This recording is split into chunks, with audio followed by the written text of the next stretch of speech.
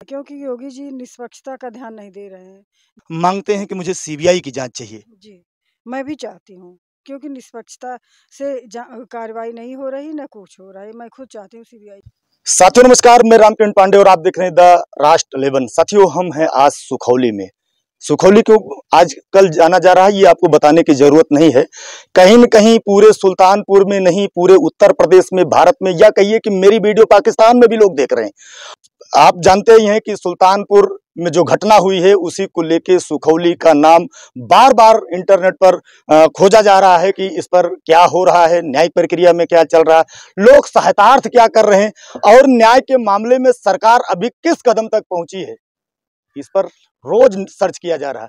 हमारे पास बैठी हैं निशा तिवारी जी, जो पीड़िता हैं, डॉक्टर घनश्याम तिवारी की पत्नी, जो पीड़िता हैं, कहीं न कहीं आज भी न्याय के लेकर व्यथित हैं और न्याय क्या हुआ है इनके साथ पर, इस पर हम चर्चा करेंगे।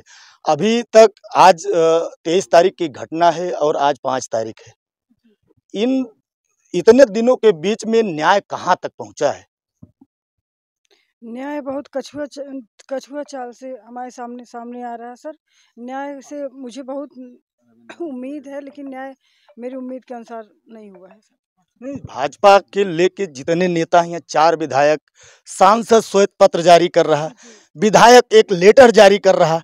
ऐसे में क्या लगता है कि इन श्वेत पत्र और लेटर से न्याय मिलेगा?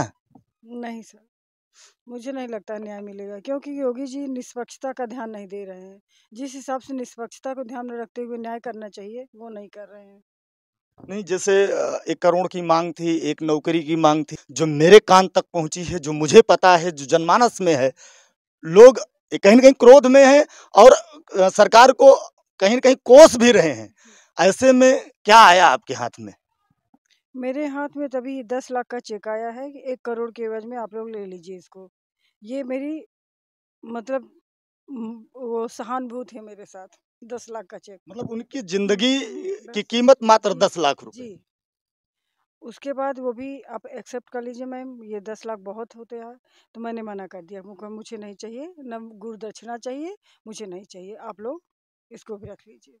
इतनी बड़ी सभा हमें लगता है कि उत्तर प्रदेश में ब्राह्मण के नाम पर कोई सभा नहीं हुई। उसी सहानुभूति में लोग इकट्ठा हुए और हमें लगता है कि प्रदेश के दर्जनों जिलों से लोग आए, शामिल हुए, अपनी संवेदनाएं व्यक्त की।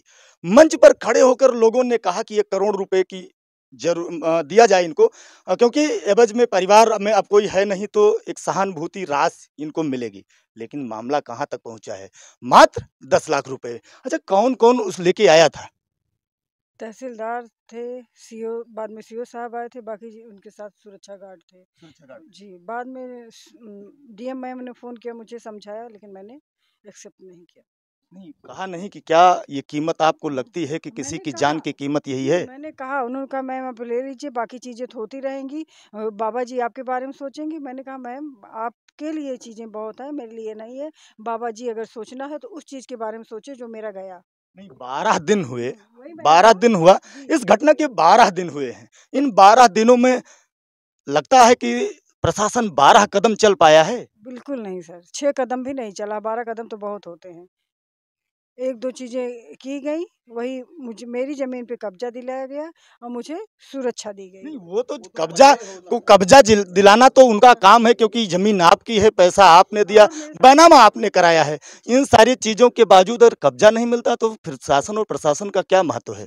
अच्छा, एक चीज और जानना चाहेंगे कि जैसे लोगों का कहीं न कहीं क्रोध है, लोग कहीं न कहीं गुनगुना रहे हैं, अपने घरों में बैठे मांगते हैं कि मुझे सीबीआई की जांच चाहिए। जी, मैं भी चाहती हूँ, क्योंकि निष्पक्षता से कार्रवाई नहीं हो रही, ना कुछ हो रहा है। मैं खुद चाहती हूँ सीबीआई जाँच हो। 12 दिन में अभी अपराधी हाथ में नहीं है, नहीं, और ऐसे में क्या कहेंगी प्रशासन को? प्रशासन से यही कहूँगी कि जो ये सब शिथिलता बरती जा रही, वो ना बरती जाए और मेरे साथ निष्पक्षता से न्याय किया जाए।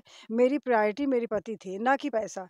उनके हत्यारे को कड़ी से कड़ी सज़ा दी जाए, ना कि उसको गिरफ्तार करके छोड़ दिया जाए। कल 13वीं हो जाएगी। जी। कहीं न कहीं 13वीं के बाद लोगों की आपकी जो ये मिलने आ रहे हैं, कितने लोग खड़े मिलेंगे? कोई नहीं सर, कोई नहीं। 1-2 भी नहीं मिलेंगे अभी जो इतने लोग आ रहे हैं।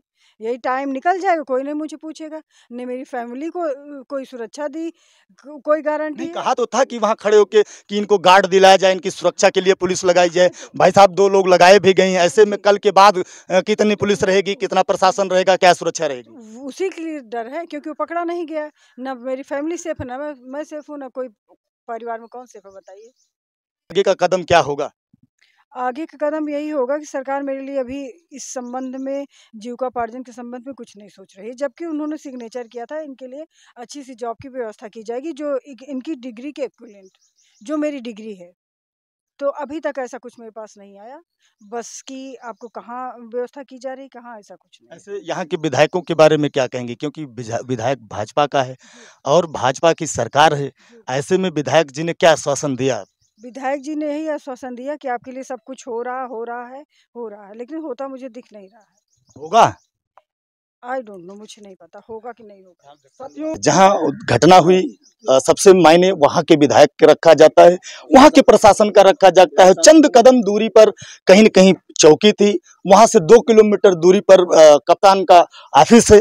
ऐसे में वहाँ का जो विधायक है मात्र 7 किलोमीटर दूर विधायक निवास है।